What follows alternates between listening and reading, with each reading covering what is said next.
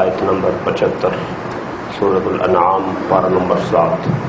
اعوذ باللہ من الشیطان الرجیم، بسم اللہ الرحمن الرحیم۔ وَكَذَلِكَ نُرِي إِبْرَاهِيمَ مَلَكُوتَ السَّمَاوَاتِ وَالْأَرْضِ وَلِيَكُونَ مِنَ الْمُوقِنِينَ۔ صدق اللہ العظیم۔ آج کی آیت مبارکہ میں اللہ سبحانہ و تعالی حضرت ابراہیم علیہ السلام کے متعلق فرما رہے ہیں کہ ہم نے انہیں اپنی قدرت کے عجائبات دکھائے۔ قدرت کے عجائبات میں بڑی عجیب چیزیں ہیں۔ قرآن مجید کہتا ہے کہ یہ کائنات میں پتھر ہو، پتا ہو، شجر ہو، حجر ہو، ہر چیز تیرے رب کی شانیں بیان کرتی ہے۔ وَإِن مِّن شَيْءٍ إِلَّا يُسَبِّحُ بِحَمْدِهِ، کائنات کی ہر چیز تیرے رب کے گن گا رہی ہے۔ بندے تیری زبان بڑی بھاری ہے، تجھ سے نغمہ نہیں پڑا جاتا ہماری عظمت کا، ہر چیز ہماری عظمت کے نغمے پڑ رہی ہے۔ وَلَكِن لَا تَفْقَهُونَ تَسْبِيحَهُمْ، تمہیں سمجھ نہیں آتی، تیرے رب کو پوری سمجھ آتی۔ ہر پتھر کی زبان تیرا رب جانتا ہے۔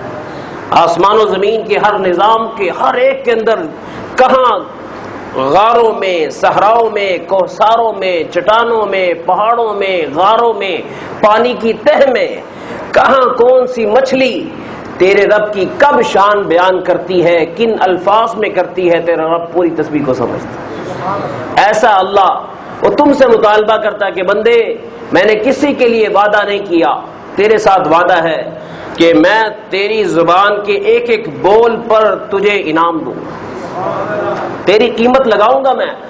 یاد رکھ، فضول میں نہیں مانگ رہا کہ ایسے ہی کرتا رہے، جو کچھ بھی تو کرے گا تجھے میں اس کا اجر دوں گا۔ تو نے اپنے لیے کرنا ہے، میرے لیے نہیں کرنا۔ اس لیے ہمت کر، حوصلہ کر اور اپنے آپ کو قربانی پہ لا۔ اور اس کے لیے ساری کائنات، اللہ نے نظام، عجیب کائنات ہے۔ آج سائنس عجیب حیرت میں ہے، کیسی اللہ نے کائنات بنائی۔ میں نے ذکر کیا کہ 12 لاکھ زمینیں، 13 لاکھ زمینیں بنے تو ایک سورج بنتا ہے۔ پھر اب سورج سے اوپر سائنس نے سیارے دریافت کیے کہ سورج سے بھی کروڑوں گنا بڑے سیارے دریافت ہو چکے۔ سورج زمین سے 13 لاکھ گنا بڑا، اور اب سورج سے آگے کہکشائیں دریافت ہوئی ہیں کہ جناب ان کہکشاؤں میں ارب سیارے ہیں، اور ایک ایک سیارہ سورج سے کروڑوں گنا بڑا، اور یہ سب پہلے آسمان سے نیچے ہیں۔ اور پہلا آسمان اتنا بڑا ہے کہ اس کے اندر، اس کے سامنے یہ جو زمین ہے نا، یہ فٹ بال کی طرح ہے۔ کہاں بیٹھے ہوئے ہم لوگ سارے، اور سجدہ کر کے بڑا احسان چڑھاتے رب پر، اور تیری میری حیثیت ہی کیا ہے؟ قربان جائیں اس رب پر جو اس چھوٹے سے کیڑے جیسے انسان کے سجدے کی بھی قدر کرتا ہے۔ اس لیے کبھی کبھی رات کو لمبا سجدہ بھی کیا کر۔ یہ 3 دفعہ سبحان ربی الاعلیٰ پتہ نہیں کب تک چلتا رہے گا، اور تنہائی میں سجدہ کریں جس میں ٹائم پتہ لگے جناب گھنٹہ گزر گیا۔ ایسا سجدہ بھی کبھی کریں۔ رمضان آ رہا ہے، ابھی سے مشق کریں۔ یاد رکھیے، کبھی اس کو اپنائیت کا تعلق دے کے دیکھیں، نوازنا اس پر ختم ہے۔ کبھی اسے اپنائیت دے کے دیکھیں۔ آج تک ہم نے اس کے ساتھ گھڑی کے حساب سے ٹائم چلا ہے، اتنا ٹائم دیا، اتنا دیا، اتنا دیا، ہمیشہ اس کے ساتھ ہم نے حساب کیا ہے۔ وہ کہتا بندے، جب میں نے تجھے نوازا ہے تو بے حساب نوازا ہے۔ تو صرف اپنے وجود کے اوپر میرے اثرات کو گن۔ صرف اس دماغ میں کروڑوں اربوں نیورون ہیں، اگر ایک نیورون مر جائے نا، میں اس کی زندگی ختم کر دوں، تیرے سر میں درد شروع ہو جائے۔ سب کو میں نے سلامت رکھا ہوا، اور تیرا دماغ صحیح چل رہا ہے تو اپنا کاروبار کر رہا ہے، آ رہا ہے، جا رہا ہے، تو ایسا نہیں سمجھتا۔ فرمایا کہ ہم نے اپنے ابراہیم کو اپنی قدرت کے عجائبات دکھائے ہیں جی، دکھائے اسے ہیں جی۔ اس پہلا آسمان دکھایا کتنا بڑا ہے، ابراہیم کو دکھایا۔ دوسرا آسمان دکھایا، تیسرا آسمان دکھایا، چوتھا، پانچواں، چھٹا، ساتواں۔ سورج کتنا بڑا ہے اسے دکھایا، ساتواں، اور پھر عرش دکھایا، سدرۃ المنتہا دکھایا، کائنات دکھائی، سمندر دکھائے، بحر دکھایا، بر دکھایا، کائنات میں فضا دکھائی، شمس و قمر، حجر اور لیل و نہار اور چیونٹیوں کا تسبیح پڑھنا سنایا۔ ابراہیم حیران ہو گیا، یا اللہ تیری شانیں کیسی۔ مختلف پھر ابراہیم علیہ السلام نے چند سوال بھی کیے، یا اللہ یہ سمجھ آ گیا، یہ بتائیں آپ مردوں کو کیسے زندہ کریں گے؟ قرآن نے اس کو بھی ذکر کیا، قال اولم تؤمن، ابراہیم کیا تجھے نہیں پتا کہ ہم نے مردوں کو زندہ کرنا ہے؟ تیرا یقین نہیں؟ کہتا نہیں بلا کیوں نہیں، یقین تو اعلیٰ درجے کا ہے، لیکن ایک دفعہ آنکھوں سے دیکھنے کا اپنا ہی مزہ ہے۔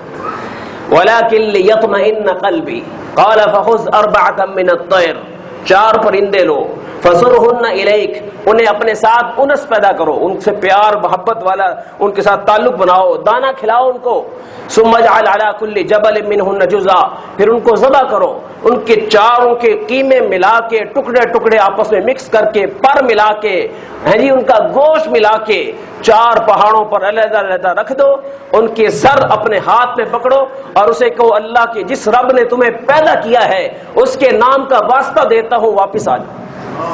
چنانچہ جیسے ابراہیم علیہ السلام نے جس پرندے کا سر پکڑا وہ قیموں میں سے قیمہ نکل رہا، دلوں میں سے دل نکل رہا، میدوں میں سے میدا نکل رہا، پروں میں سے پر نکل رہے اور آ کر جڑتے جا رہے، اور آنن فانن ابراہیم علیہ السلام کی ہاتھ میں وہ جو گردن ہے اس کے ساتھ چپکے اور چپک کر جناب پورا حیوانیت کا دوبارہ زندہ روپ دھارا اور فوراً اللہ کی حمد میں لگ گئی، یا اللہ تیرا شکر، دوبارہ زندگی دے دی تو نے۔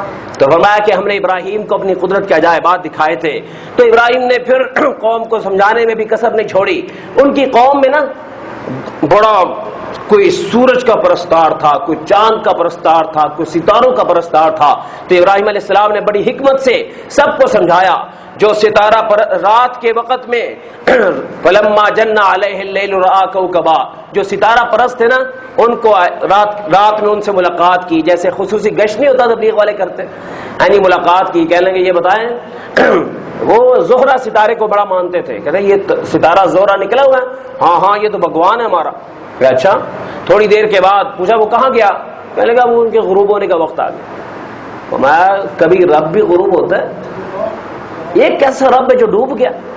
چھوڑو، اللہ کو پکارو جو کبھی ڈوبتا نہیں ہے، جو ایسے دن لاتا ہے راتیں لاتا ہے۔ پھر جنہوں نے چاند کی عبادت شروع کی تھی ان کی محفل میں گئے اور ان سے کہا ہاں بھئی چاند کو دیوتا مانتے ہو؟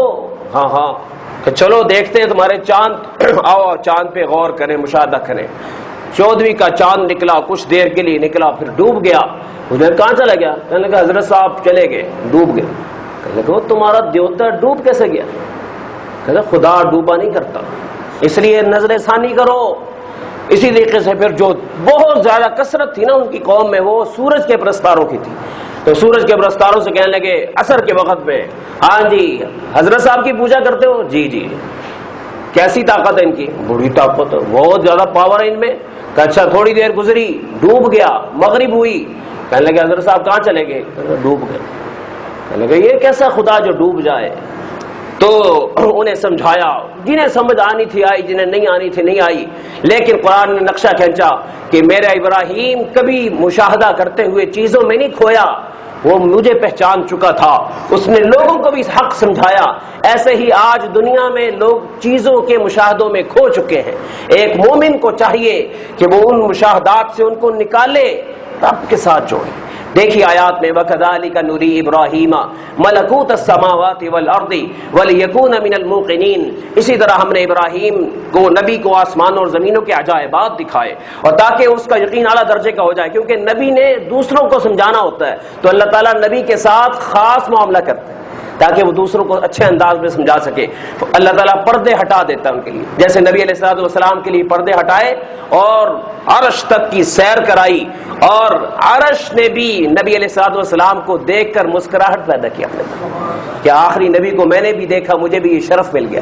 جی فلما جن علیہ اللیل رأى کوكبا، جب رات نے اندھیرا کیا ایک ستارہ دیکھا، قال ھذا ربی، کہا یہ میرا رب ہے۔ فلما افلا، جب وہ غائب ہو گیا، ڈوب گیا، قال لا احب الافلین، فرمایا نہ یہ رب نہیں بن سکتا، میں تو ڈوبنے والوں کو، غائب ہونے والوں کو پسند نہیں کرتا۔ فلما رأى القمر بازغا، چمکتا چاند دیکھا، قال ھذا ربی، یہ میرا رب ہے۔ فلما افل، وہ بھی ڈوب گیا، غائب ہو گیا، قال، فرمایا لئن لم يهدنی ربی لاکونن من القوم الضالین، اگر مجھے میرے رب نے ہدایت نہ دی ہوتی میں بھی چاند کے پیچھے لگ جاتا اور بہرا ہو جاتا۔ فلما رأى الشمس بازغة قال ھذا ربی ھذا اکبر، جب آفتاب کو دیکھا چمکتے ہوئے دیکھا، کہا یہ میرا رب ہے۔ ھذا اکبر، یہ تو بڑا لگ رہا ہے۔ فلما افلت، جب وہ بھی ڈوب گیا، غائب ہو گیا، قال یا قوم انی بریء مما تشرکون، اے میری قوم میرا کوئی تعلق نہیں تم جن جن کی عبادت کرتے ہو، میں بیزار ہوں جنہیں تم اللہ کا شریک بناتے ہو، میرا عقیدہ سنو۔ اور یہ وہ آیت ہے جو نماز سے پہلے ہم لوگ بھی پڑھتے ہیں، انی وجہت وجہی للذی فطر السماوات والارض حنیفا وما انا من المشرکین، میں نے سب سے یکسو ہو کر اپنے منہ کو اس اللہ کی طرف متوجہ کر لیا جس نے کائنات بنائی، آسمان بنایا، زمین بنائی، اور میں شرک کرنے والوں میں سے نہیں ہوں، میرا تعلق بنے ہوئے سے بنانے والے کی طرف ہے۔ مولانا یوسف صاحب رحمۃ اللہ علیہ کاندھلوی تبلیغ کی جماعت کے بزرگ فرمایا کرتے تھے کہ ابراہیم علیہ السلام کے اس جملے کا مطلب کہ تم بنے ہوئے میں کھوئے ہوئے ہو، میں بنے ہوئے سے بنانے والے کی طرف اپنا رخ کر چکا ہوں۔ اس لیے زندگی میں بنی ہوئی چیزوں پر مرنے کی ضرورت نہیں، جس نے یہ نقشہ بنایا ہے اس پر مرنے کی ضرورت ہے جی۔ جس نے دن کا اجالا بنایا، رات کی تاریکی بنائی، سورج کی تمازت بنائی، رات کی چاندنی بنائی، ستاروں کی کہکشائیں بنائی، اور جس نے میرے اور آپ کی آنکھیں بنائی، آوازیں بنائی، دلکش نظارے بنائے، پھول جس نے کھلائے، اس رب پہ جان دینے کی ضرورت ہے۔ اس لیے کسی جھوٹے نقشے پہ جان دینے کی ضرورت نہیں۔ رمضان آ رہا ہے، اس کے لیے ابھی سے اپنے آپ کو تیار کریں، اپنے آپ سے کہیں کہ شکر ہے کہ وہ وقت آیا کہ جو امتحان میرا رب میرا لے گا کہ میں روٹی کا بندہ نہیں ہوں، میں رب کا بندہ ہوں۔ وہ منع کرے گا، میں اپنے نفس سے لڑ جاؤں گا، نہیں کھاؤں گا، اندر سے 200 آوازیں آئیں گی، پی لے پانی، بند کمرہ ہے اور پانی موجود ہے، فریج ہے، کنڈی لگی ہوئی ہے، ٹھنڈا مشروب موجود ہے، کسی کو کیا پتہ لگے گا۔ لیکن مومن کا ایمان کہتا ہے کائنات میں سب نہیں دیکھتے، نہ دیکھیں، رب تو دیکھ رہا ہے۔ تو یہ وہ ایمان ہے جو رمضان میں جاگ جاتا ہے۔ اللہ ہمیں ماہ رمضان کی صحیح قدر کی توفیق عطا فرمائے۔ وآخر دعوانا الحمدللہ رب العالمین۔